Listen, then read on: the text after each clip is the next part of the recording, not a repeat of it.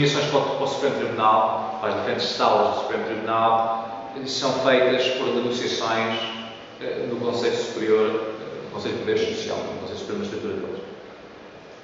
O que é interessante em Espanha, ao contrário, por exemplo, de Portugal, é que existem 3 associações de magistrados, cada uma conotada por um determinado partido político. Portanto, há uma associação dos juízes conotada pelo Partido Socialista, há uma associação de juízes, digamos, do centro, e depois há a associação de juízes do partido mais à direita, do Partido Popular. Ora, o que é que isto quer dizer? Quer dizer que quando eu olho para a composição do Supremo, eu consigo ver se o Supremo, em cada sala e em cada coletivo de 3, cada painel, quantos dos juízes que estão ali são mais ligados ao PSOE ou são mais ligados ao Partido Popular. E isto já são juízes de carreira, não são juízes de nomeação estritamente política. São juízes de carreira, começaram aos 25 anos e chegaram ao Supremo Tribunal aos 50 ou aos 55. E o que nós fizemos até agora foi olhar para a sala de contencioso administrativo e estamos a acabar agora um estudo sobre a sala de assuntos, como chamam, laborais, não é? A sala de direito do trabalho. Em ambas as salas o que se detecta é correlações também muito grandes. Ou seja, por exemplo, as sentenças em laboral que tendem a favorecer as empresas são normalmente painéis em que há 2 juízes do PP e 1 juiz do PSOE. As sentenças que tendem a favorecer os trabalhadores são 2 juízes do PSOE e 1 do PP. Em contencioso administrativo é muito claro também que há uma grande correlação em quem foi o governo que aprovou o decreto regulamentar, que está a ser contestado, e como é que o painel é. Portanto, o decreto regulamentar do Partido Popular com o painel de 2 juízes do PP e 1 do PSOE, em geral, é considerado legal. Um decreto regulamentar do PSOE com um painel de 2 juízes do PP e 1 juiz do PSOE é declarado ilegal. Mais uma vez, não estamos a dizer que é sempre assim, mas há fortes correlações. E estamos a falar de vocês na ordem dos 60% a 70%. Quer dizer que há 30% de exceções.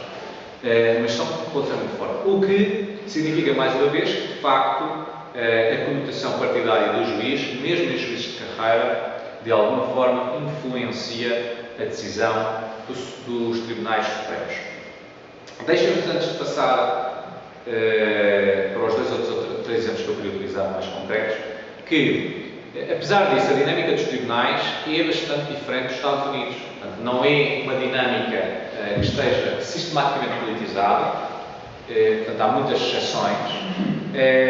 Há um número razoável, apesar do Tribunal Constitucional Português ser um bocadinho a exceção para baixo, há um número razoável de decisões por unanimidade. O Tribunal Constitucional Espanhol tem 2/3 das decisões que são por unanimidade, não sei mais à volta de 1/3. Refiro-me aqui às da fiscalização preventiva.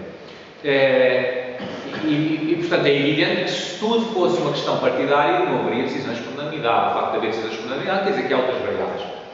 Há outros 2 conjuntos de variáveis que também são muito interessantes, que interessam, apesar de não ser as que eu me dedico mais. Um é o género. De facto, nota-se que o facto de ser masculino ou feminino tem influência em algumas das dinâmicas e decisões dos tribunais. Portanto, há diferenças entre feminino e masculino. Se bem que também aqui temos que ser bastante objetivos, em termos de diferença estatística, não se pode fazer uma diferença estatística, no nosso caso é paradigmático disso. De facto, não houve muitas mulheres nestes tribunais superiores, portanto, estamos a fazer ilações a partir de um grupo muito restrito de mulheres. Se olharmos em geral para estes tribunais, nos últimos 20 anos, estamos a falar de um conjunto de 60 a 70 pessoas, normalmente, foi um magistrados que lá estiveram, nos quais normalmente houve 3 ou 4 mulheres e 60 homens. E, portanto, é evidente que, enquanto aos homens, a diferença estatística é muito forte, porque já é um conjunto muito grande, em relação aos senhores, estamos a falar de 3, portanto, não se pode fazer grandes diferenças. A outra questão também muito interessante, que em algumas áreas acontece, é o background, se são juízes de carreira ou, alternativamente, normalmente, professores de direito.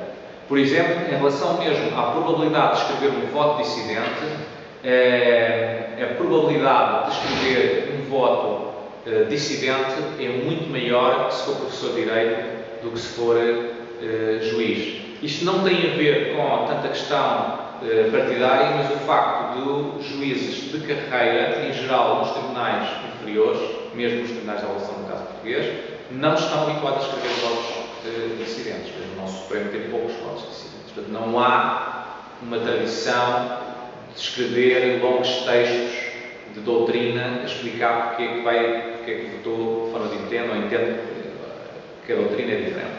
Enquanto professor de Direito, pois, evidentemente, é uma carreira na faculdade em que está habituado a escrever pareceres, a escrever artigos, portanto, está habituado a fazer longos trabalhos de doutrina, a explicar porque é que a doutrina é assim, não se sabe. E isso nota-se no funcionamento dos tribunais também em toda a Europa. Eu gostava agora, então, de saltar aqui, se me permitem, e mostrar alguns resultados de dois tribunais que estudámos há pouco tempo. Um foi o STF, e aqui o STF, o que nós queríamos fazer no STF era pegar em todas as decisões do STF desde 1988 e até 2010 que têm a ver com disputas de competências federais entre a União e os Estados.